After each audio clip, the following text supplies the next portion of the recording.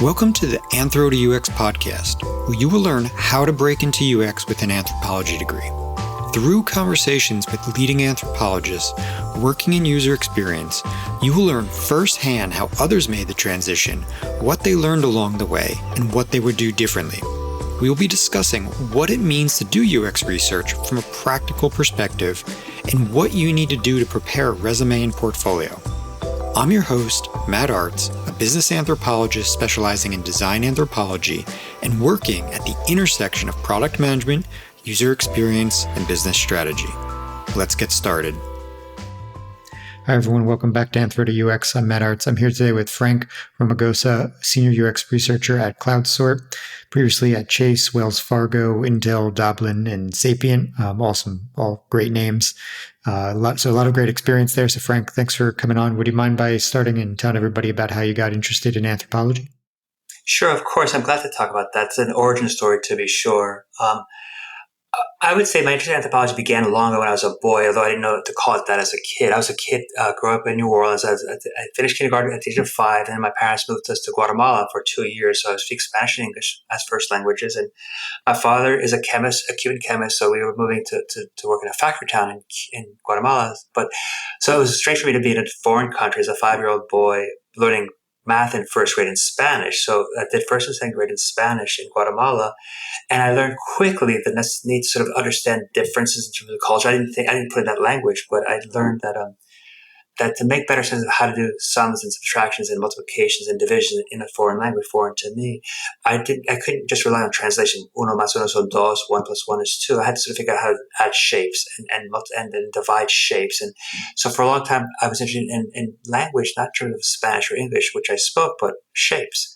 And so looking back for a long time since, I've always known that was an origin for me, understanding how better to tell a story, how to listen to stories using language that are not my own. Of course, that's consistent with not being an American kid born in Michigan, but also being a child of 2 immigrants to this country, Cuban and Honduran. So my first language is Spanish and English. So I was always trying to figure out where I was from, which is a classic, I think, anthropological story. One does research a way to figure out what is from at home. That's a classic anthropological, I would say, axiom. For me, it was certainly true. I went to college with a passion for mathematics, for math. I was really good at math as a boy because of philosophy, and so I chose to go to college to study math, partly because I was fascinated by then at the age of 17 about how people tell stories about how they came to be mathematicians long ago and today. So I was always collecting stories about, I'm going to take these off. Can you hear me still? Okay. I was interested in how people tell stories, myself included, and my own included. So I was passionate about mathematics, calculus, all those things, etc., but also interested in the biographies of mathematicians. So I was always interested in how people come to be formed, and that has to do with cultural change and cultural difference, and for me particularly, but also in general. So I went to college studying math. I was a super geeky kid about math, and then I discovered that I wasn't passionate about mathematics. I was passionate about the stories about mathematicians. So I took time off from college. I went back to college the following year, and I did an experiment with myself. I'm here to study mathematics. I'm going to give up on that. I'm going to choose something to study myself. Anthropology, I'll try it out, psychology and sociology. It was like an experiment that I did with myself. I absolutely loved psychology. It was a really cool program. I read Freud and Piaget, all those people that we read in college. I didn't love social at the time. It was a tough course for me, but I fell in love with anthropology. That was the result of the experiment that I did on myself. So I started studying anthropology in college post math. And I would say the last thing about those formative years was my first book that I read as a kid. I asked a friend of mine in college, what do I do now? What do I study? What do I read in anthropology? She said, "Oh, read this really fat book. It's really important. It might be hard, but you should try it out." It was Levi Strauss, Tropiques. Oh my God, that book is transformative and it changed my life. I didn't read all of it. It's a big fat book, but I've always been passionate about him and that book and the phrase itself, tropics, is really important to who I became. I said the last thing, but one more thing about this is that what I love about Levi Strauss is he's a fantastic writer. And I learned that all these years, even as a boy growing up, telling a story about myself as a kid and in college and since, although I'm a researcher in business and design and strategy, sometimes a UX researcher as I am today, my passion is language and words and how we tell stories. And so if anything is true about me as an anthropologist, I'm a writer more than anything else. how I do research is by writing, and how people literally craft their stories, which of course connects to UX very clearly. How people craft stories is part of UX, but yeah, writing has been sort of the very formative thing for me. How we write and how I can write other people's stories, hence anthropology. So, in the beginning, I mentioned a number of roles that you were in. And again, Doblin and Sapient. And at the time in organizations like that, it wasn't UX, generally speaking, it wasn't referred to yet as that. So could you maybe, given that you have that history and more of like kind of maybe what was maybe design research or design strategy, could you share with everybody that listens, what those roles were like then compared to maybe, what UX is today? Sure, of course. I'd be glad to speak about that. I think it's an important thing to remember the past, where you've come from, and our origin stories, all of us. I was lucky. I was in Chicago doing a PhD in anthropology, and I was going to be a professor, a teacher. I love teaching. And as the time came to make a choice between becoming a professor or becoming something else, I turned down a job that I had, a really posh job in California. But instead, I didn't want to be a teacher. I wanted to do something closer to home. For me, home was discovering my passion for things that might be design-y or visually design style thing, partially because I had done research in Paris of all fancy places as an academic graduate student. I got to Paris to study how to tell those stories in France about migration. But I fell in love with film and visual storytelling in Paris, not surprising. And I decided to stay in Chicago and start working at a company I had heard of before called eLab. I had heard of eLab. eLab is a well-known firm. Of course, many of us know who eLab are and who they were. eLab for me was foundational because it helped me do two things. It helped me discover my truer passions to tell stories visually, but also it helped me become a better academic. ELab made me a better researcher. In my dissertation, I thank people who think an academic dissertation, but also thank a famous person named R. Robinson, Rick Robinson, the founder of eLab, one of the founders of eLab. So I thank R. Robinson and R. Mutt. R. Mutt is the fake artist that was created by Duchamp when he created the urinal. So R. Mutt is the signature that he gave the urinal. So I was interested in thanking creativity, basically. Rick Robinson, we all know Rick Robinson, a great man, a founder, and a great. He's also a UC person, Chicago person. But R. Mutt. So those, I was also looking back, I was still playing with creativity. I'm an anthropologist by training, by disposition, but also I mentioned how people tell stories. So that's an example of how I was telling a story about myself, basically. R. Mutt and R. Robinson. Rick Robinson might hear this story, he might laugh at me. R. Mutt, R. Robinson. So I turned down the California school, a postdoc there, and I stayed in Chicago, started working at eLab. I fell in love immediately. About a week later, I was happy to not be writing with a keyboard on a screen, but writing with an expo marker on a wall. That was a transformation for me. I love writing while standing and writing for an audience of two people versus an audience of myself. And it was a big transition point. It was a big discovery that actually I was a better anthropologist doing that kind of work that might have been just doing very classic academic work. I have great respect for academia, but my truer passion was with designers and with strategists, hence eLab.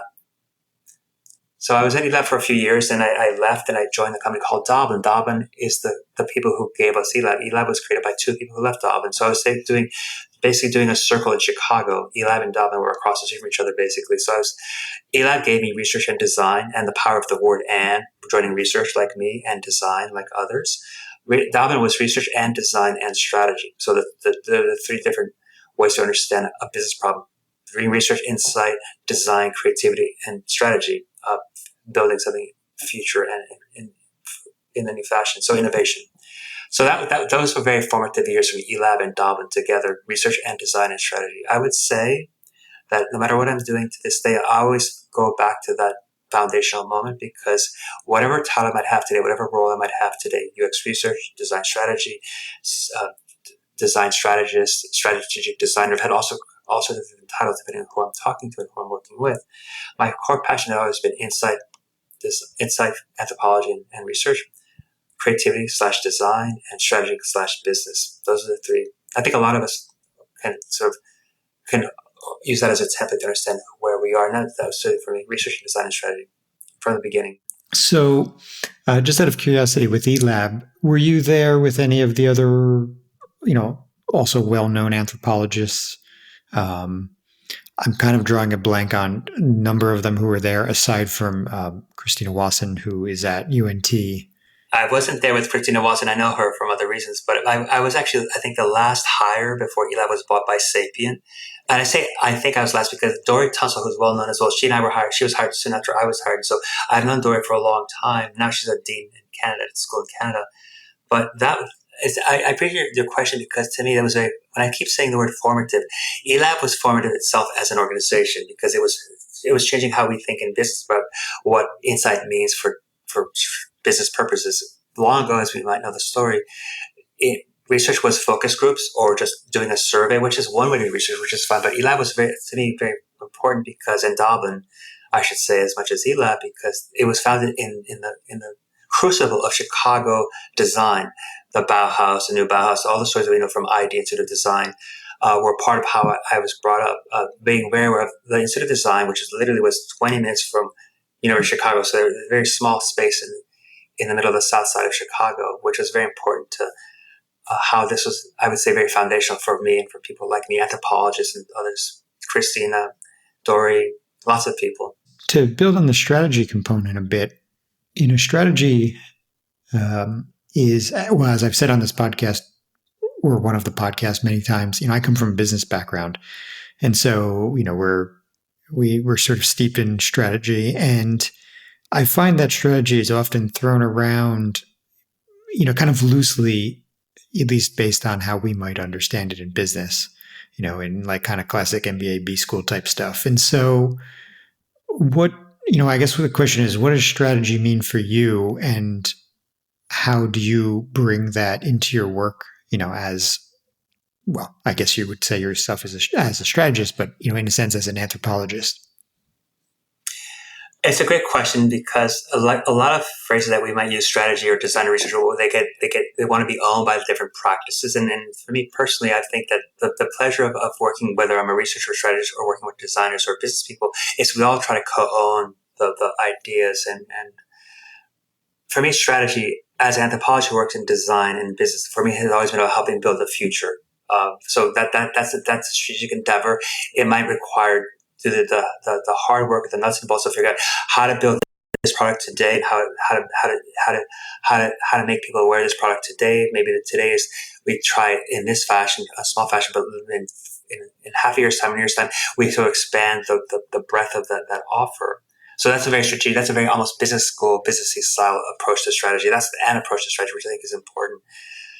For me, strategy, again, going back to my core as an anthropologist, is about understanding how to build human futures and what people need, want, and desire versus what a company wants people to want and desire. So we begin with putting, of course, the human person at the center of the equation. So my job as a researcher, as a strategic researcher, will always entail helping my colleagues, whether senior executives or my me colleagues, understand we can have strategic questions to help drive the SKUs or the product outlay. But also we have to sort of make sure that we always put the person. I want to say the word user because that's a very common thing to say, the user, but I want to put the human being, the person, at the center of the story to make what we're trying to build, whether it's a brand, a business offer, a new product, a new service, lots of different things that we build in business. I want to always make sure that, strategically speaking, that we can have we make the person, my mother, your mother, you or I, whomever, people in general across the planet, the center of the business problem and the a core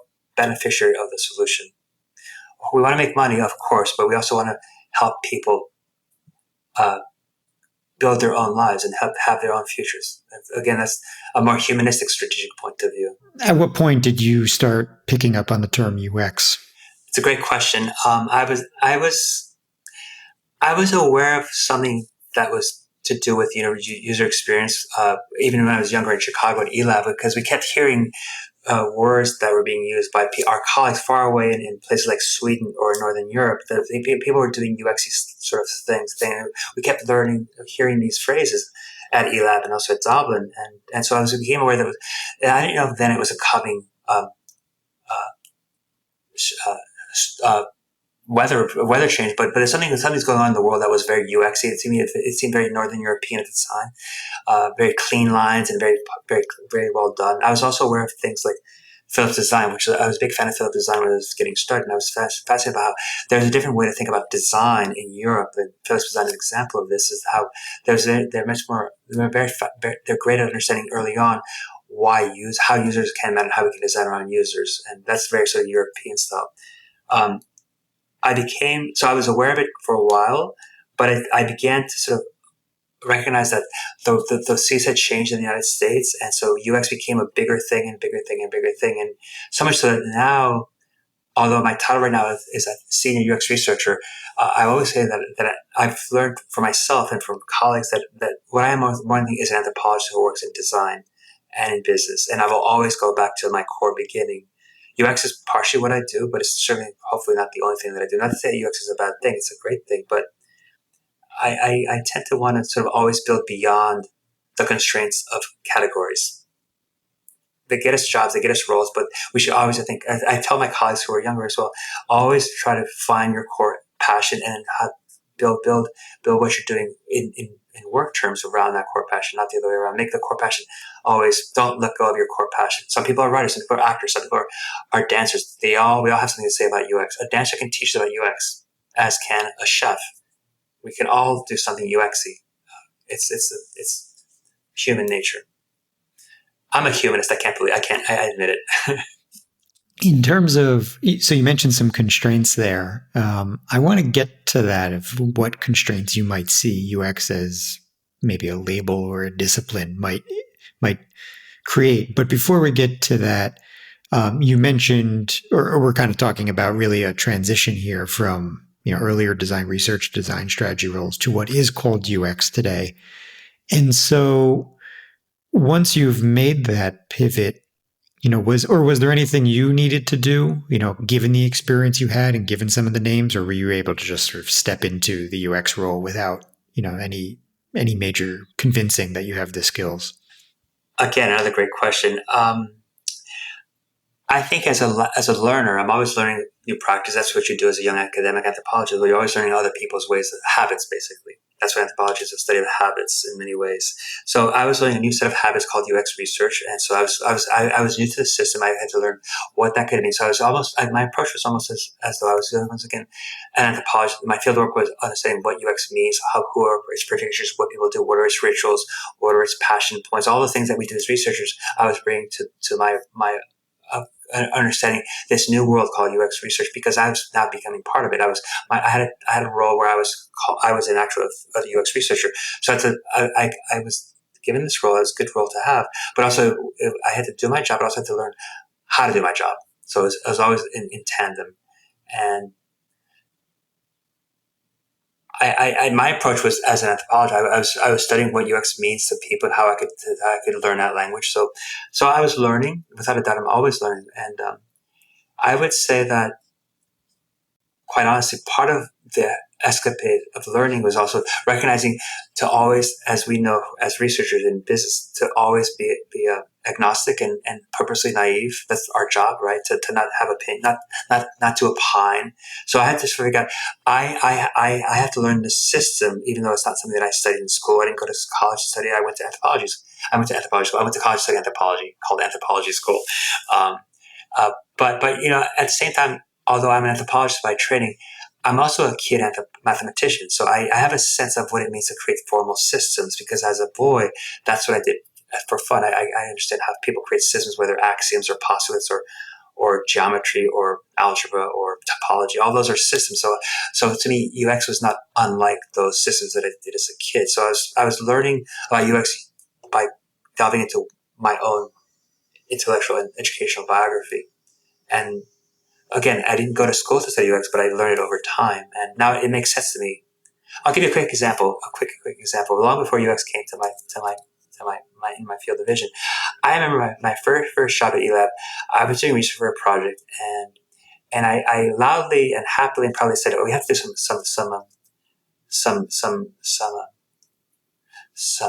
We have to do some basic philosophical research about how people understand concepts." And I kept talking about this language that's very academic language, and people said, "Oh, you mean context research?" And I was put back, and I said, "I know. I mean, we have to talk about ontology." and think about this. I'm sitting and talking about ontology, which is very academic and old school, and my colleague was saying, "Let's talk about context research." So my job, even then, was to figure out how to translate my own formation to things that can be used in the world of physics. And now I haven't said the word ontology in a zillion years. I know what it is. I know it, but you learn over time. So I think part of learning, especially if you're not trained in this fashion, for me was discovering how things are constantly translatable. Sometimes they're slightly off. Sometimes they're not translatable at all. But learning is an act of translation.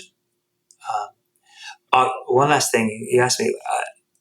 I think the challenge for me has always been that in academia, we tend to love long-term research. We can do research for a year. I went to Paris for 2 years to do academic research. Who does that? 2 years would be a lifetime.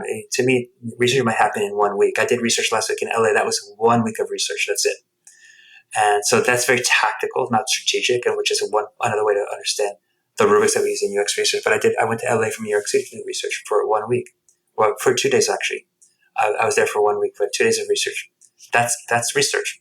That's a kind of research. It's when I learned that there's other different kinds of research. That's one kind, which is fine. So I'm going to come back to that, but just to pick up on I've said so much. I'm sorry. No, that's great. But to just pick up on the previous comment I made. So once you got into this UX space, what constraints have you seen? I would say one of the chief constraints that I experienced as a researcher doing UX research is that often my most immediate interlocutors are my colleagues, which are great. And also the business itself has requirements on us as researchers. And some of the requirements can be dodgy if we have to manage them well, because the client, our business needs, which I respect, wants us researchers and designers sometimes together to figure out a solution tomorrow, which is fine for the needs of business. But my job often is to impart the fact that I can get you an answer tomorrow, but if we wait 4 more days, then I can get you a better answer for these reasons. So part of my job as a researcher is just not just acquiescing to the research being asked of me, but to help my colleagues, sometimes my clients internally understand what the actual ask is. It's always a question of, the hope is to help develop an ask, even if it's a long-term ask. Let's say I did a project for Intel many years ago, which was a year-long project. That was a long ask. Or I can do projects that the ask might be literally 1 week, and that's fine too. My job as a researcher is to figure out how to not just do the work, but also how to make every moment of interaction a way to sort of explain how research could be just a little bit.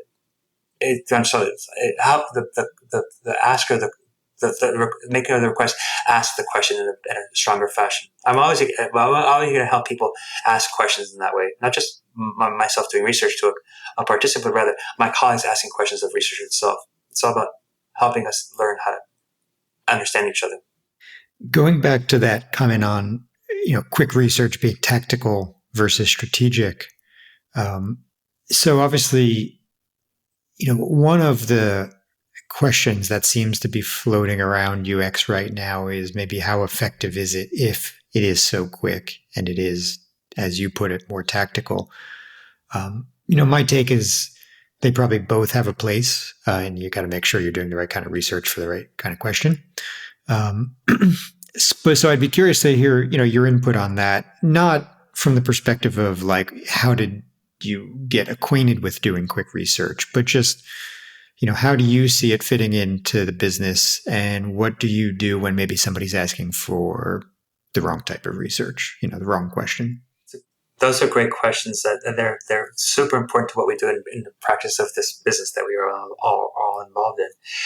I think of timelines a lot. I think of roadmaps a lot. And for me, part of an answer that I give to a client who's asking me to do a project, or a colleague who's also asking me to do a project, is to begin by saying, what is our timeline? And because that helps as a very common shareable language. What does this research want to accomplish that you're asking me to do for your needs? I want to understand the asker's needs, whether it's a business person, maybe it's a strategist, maybe it's a business, maybe it's an executive. It doesn't matter who it is. But my first impulse is to always ask questions of the questions that are being asked of me, which is not a rude thing to say, because it helps me better answer the question. It goes to timeline because sometimes the question is literally, can you make this? Can you help me figure out if this sponge should go on the upper left or the upper right? That's a super technical question. So basically, it's a test of we talk to 5 people and you have your answer. It's a very classic, clear, fast UX question. Top right or top left? That's a classic question that we have. But we have so many other kinds of questions that we might ask. We might be asked, do you want the buttons to be on the left or upper side of the screen, or do you want there to be the interaction to be a sound? That's a different question. It's a more strategic question. Or do you want it to be you're wearing a wristband and it buzzes? That's a different, the same type of input, but a different kind of answer. So that's already just the very specific understanding how a product might interact with a human um, on a screen by or something by something that shakes your hand, or even broader. Those are technical questions and various questions. But if you keep building out, we can ask the question: why do we have to alert people in general? Why can't we have something else happen that's different than just an alerting? That's a more strategic question. So all those, I want to always lay out the field of possibilities to help the person understand this question lives in this bucket of time, 1 week or 1 month. This other question you might ask later on might live in 6 months of time. So my answer will always involve, I hope, being able to do the work, but also to place it in a timeline. And I'm a big believer in timelines being part of how research does its work at best, because it's a very strategic thing to do. It's not just answering the question, yes, no, maybe, but rather, yes, no, maybe, but tomorrow it'll be sí, no, y tal vez in Spanish. I just made, just an example. It just shakes the system. So I put it differently. I think research often gets asked tactical questions, and a lot of people who I know who are my colleagues will always say, "We get asked so many tactical questions. So I'd like to do something more strategic. I'd like to think bigger than just the yes or no question." And it's a very common thing that happens in UX research. I think I can say for myself, but I think that I wouldn't be incorrect to say many people who do work in UX research would love to be able to find ways to always have strategy in mind in some fashion, not just doing the tactics of A, B, or C. So, what would you suggest people do to help other business stakeholders realize that we are capable of playing a role in strategy and should be, have a seat at that table?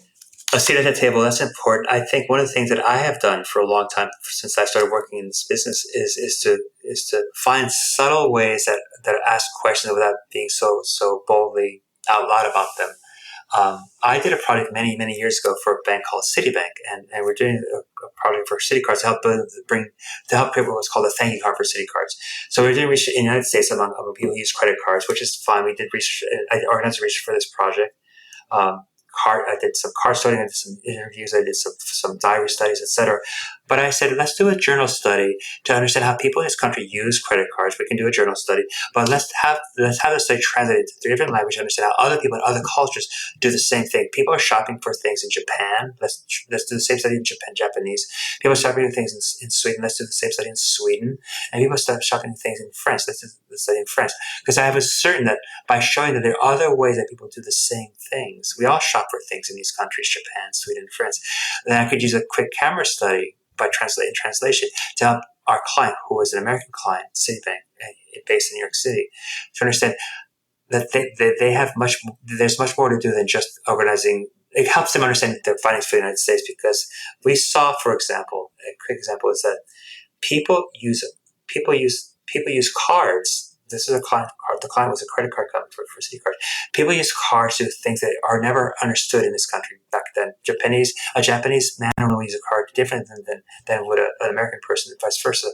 And so, helping people see beyond their American location was a big deal for the client.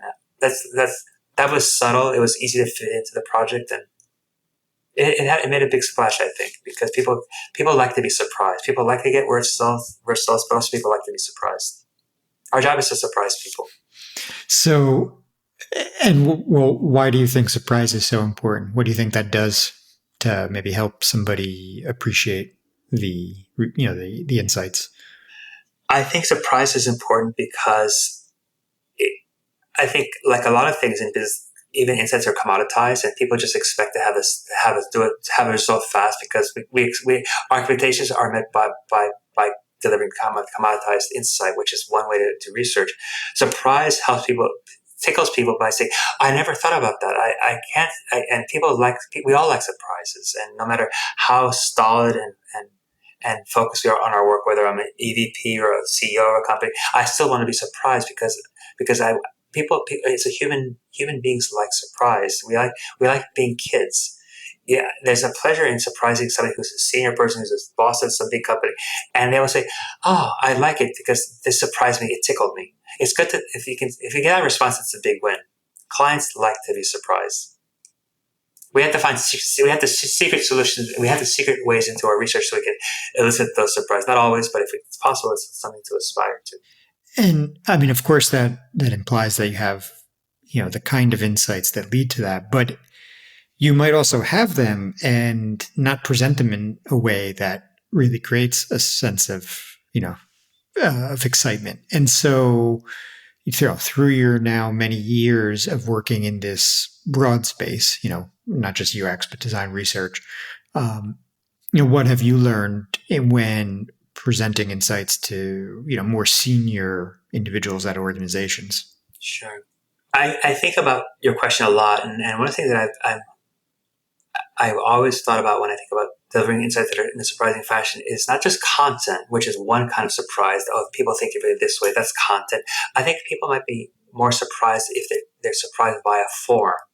And we all used to receiving insights via PowerPoint decks or synopses or bullet points. Those are handy, commonly used, and in some ways overly relied upon forms of delivering an insight or a set of findings.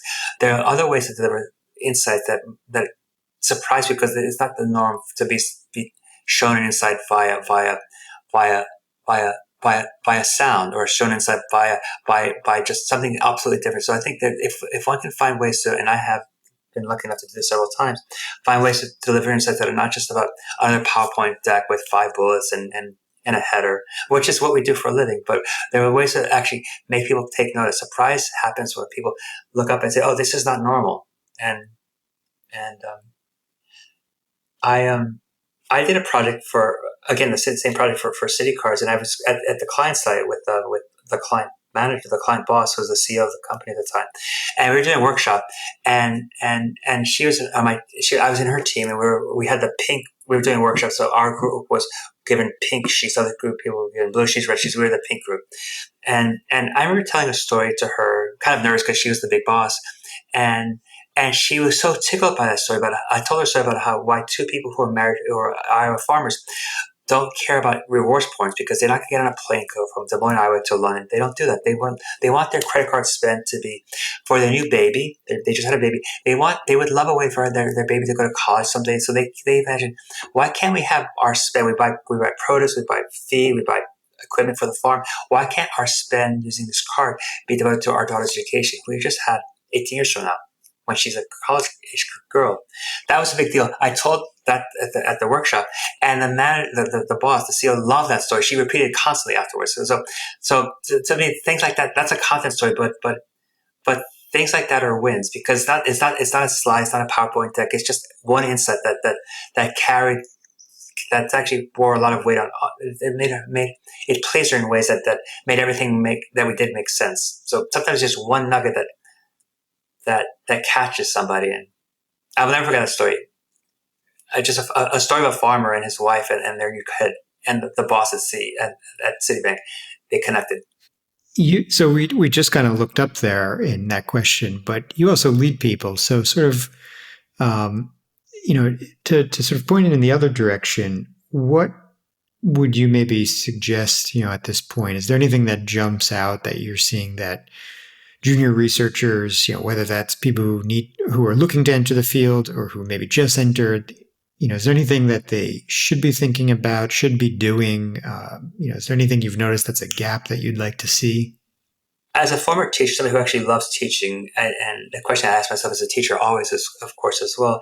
One thing that I noticed that people often, when we get started in a profession that we're doing, whether it's UX or whatever, when we become professionalized, we lose sight of the fact that we have initial passions. And so we get distracted by practice, which is what we do when we go to college, we get a degree in UX research or whatever. So it forms us. It literally forms us.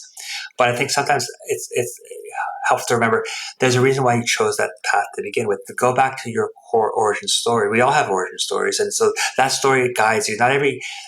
If we have 10 people who are doing UX research, they all came to the same practice for different reasons. Some people they were helping shovel snow for their older grandmother in Michigan. Other people might be doing something for other reasons in Louisiana.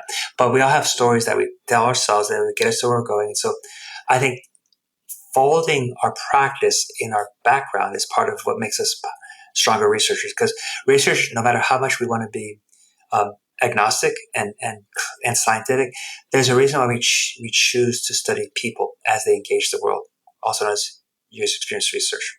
And I think it's important to remember why we're doing what we're doing, not just because it's a paycheck, paltry it might be for junior people. I hate to say it, but we go to school, we study, we passion drives us to this vocation or avocation. We were drawn to it before we chose. We don't choose UX research because it's a good degree. We choose it because it makes sense to us since we're kids. So I think it's important to remember for anybody who's doing this, because it helps. If we remember where we come from as people, individuals, then it helps guide us how we apply UX practice. In my case, Mary. In my case, John. In my case, Trevon. It doesn't matter who it is. We all have different experiences of why we come to this practice, and we don't just humanize it. We make it our own. There's nothing wrong with doing it our own way. That's a very nice way to maybe summarize everything. And so, I wonder, do you have anything coming up that maybe you'd want everybody to know about? Sure. I'm a big passionate believer in this conference called EPIC. Many people here might know EPIC. EPIC stands for Ethnographic Practice and Industry Conference. It's been going on for probably 16 or 17 years now. This past 2 years, it was held remotely. Once it was based in Sydney, Australia. The last year it was based in San Jose, California. This year, we're going back to being in person. This year, the conference will be in the first week of October in Amsterdam. It's a great conference. I'm curating with a colleague from Hong Kong a set of pekakuchas. I love pekakuchas, a forum, going back to the word forum, a forum presentation. There's papers, there's case studies at pekakuchas, which are 6-minute, 40-second long, 20 slide presentations of an idea. Not a paper with a thesis, but very playful, very ludic, very much more creative than a paper might be, which is cool too. So I'm doing EPIC this year in October. I love EPIC. I mean, a lot of people might know that it's a great thing to do if you can't make it, or go online and you can find it that way. Also, I'm going to Berlin in late September to do a workshop. I think you'll be there, Matt, as well. You might be going there. It's the Why the World Needs Anthropologists, and some colleagues and I are doing a workshop around that very subject for the financial services world. It's AC Finance, and so we'll be there running this workshop. And so that's a lot of travel. Wow, that's welcome after many years of no travel. I know. I got my first plane ride I got on my first train ride a year ago, and it's shocking to do that. We're all brand new to this world of trains. It was like being a child, and I took my third plane flight last week since the pandemic. Well, I hope you have a great time in Europe at both of those conferences. And if anybody wanted to get in touch with you, where could they find you? I'm on LinkedIn. I'm not sure. My LinkedIn address is Frank Romagosa. It's on LinkedIn, Frank Romagosa. And that's an easy way to find me. That's probably the best way to find me, LinkedIn. Well, Frank, thanks for joining today. I appreciate you taking the time. Thank you, man. Thank you for chatting with me. And I appreciate what you're doing in general for this project. It's really cool. Thank you. Thank you all for listening to the Anthro to UX podcast. To learn everything you need to break into UX, visit anthro2ux.com. There you will find all the podcast episodes and career coaching resources. Please like, share, and subscribe. See you next time.